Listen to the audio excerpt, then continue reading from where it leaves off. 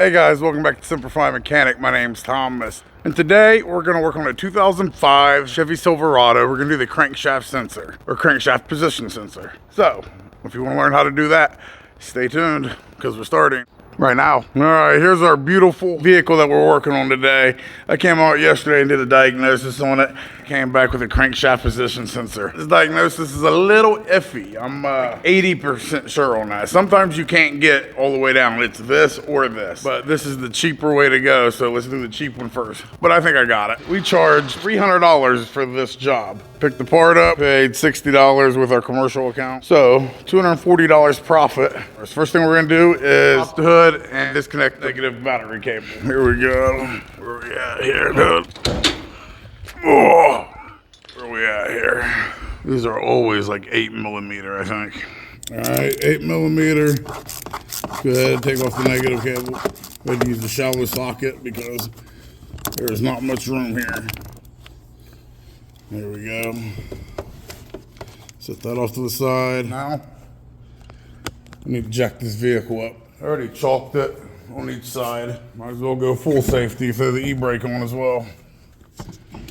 All right, so we got an e-brake and park. Let's chalk them both rear tires. We'll jack it up, put both jack stands underneath. Jacking it up from right here. This is how we got it jacked up right here. Both jack stands and leaving the jack still. You're not gonna believe it. I found it. This must be because it's a 4.3. Every other Chevy I've done like this, every truck, I've changed 20 of them. They're always behind the starter, every single time. And you've seen there was a space for it, right? Come under here. And so let me just check by the crank. And come up here and look at the crank. See that stuff? I don't know what that is, but maybe that's why it's not working. There's our crankshaft sensor behind that yellow goo. Can you believe it? This whole time I've been messing around, and there it is right there. Now I gotta go put a whole starter back in place. So guys, if you're following me, you must. Hey, I need a mechanic, man. Oh shit, let me walk to the car and get you hard real quick. So, if you're following along with me and you got the starter out, I am sorry. If you have a starter, go ahead and throw it in. I'm not recording this because now we're running out of time. So I need you to go ahead, put that starter back in, then we'll go ahead and turn this back on and actually do the crankshaft sensor. So go back under there and throw them 2 bolts back in, put the starter back in, and then we'll be back. Do that now. All right, so we got the starter back in. Now we're going into the front of the vehicle and we're going up to the crank. There it is, right there. Here's a 10mm on there. You need to take that off. Just take the whole sensor out. I'm not even unclipping it. Now you can see it a little bit better there after I sprayed it off. See if I can take that sensor off. I think the clip's on the other side there. Let me figure it out real quick. Yeah, see. 8mm here. Trying to get up here.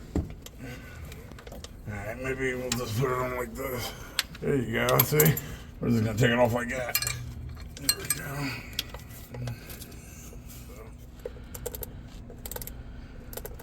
All right, now it's loose enough we can just spin out with our hand. Okay, there's the bolt right here. Let's see if we can just pull this, work our way out with it. I'm trying to unclip it actually. All right, reaching on the front. It's on the front side, like this is the back side. It clips on, you can just pop it off. So it's just a normal clip. You do is open this up with your finger. All right, so now we got that off. That off, like literally, what else can it be? I think this thing's about to break. All right, so I used this, and I just kept prying away and away here. There it goes. All right, here's the old one.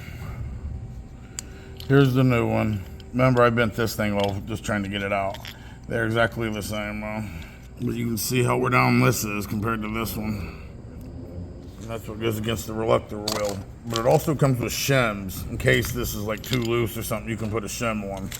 That's what we're working with. So let's go ahead and put that back on. First, I'm going to actually let's click it into the sensor so I don't have to hold it. Let's see, so if we're putting it on like that, right? That's how it goes. So can you guys see that?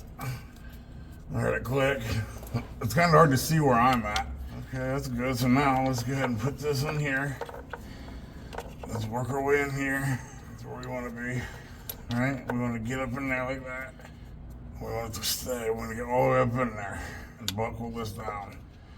That is the goal, my friend. All right, so I got it in there. I just put the 8mm on there. Get that tightened. There we go. Just like that. Snug it all the way up. I'll tighten it up with a ratchet here, 8mm. So these ratcheting wrenches come in so handy. Let's see. How does that look? Looks pretty good to me. All right, gents, there it is. Nice and tight. There's a couple other things we're actually going to replace on this vehicle, but that's going to be a different video. So this right here is how you change a crankshaft in a 2005 Chevy Silverado. Make sure you figure out which one it is. This is the 4.3 liter, so I'm assuming that's why it's at the crank. The other ones are underneath the starter. Tricked me. So this ended up taking way longer than it's supposed to. So yeah, this did take 3 hours. So actually should charge $300, but I already gave the quote. Can't be changing it afterwards because you mess up. All right, guys, if you liked the video, give me a thumbs up. If you haven't subscribed, please do so.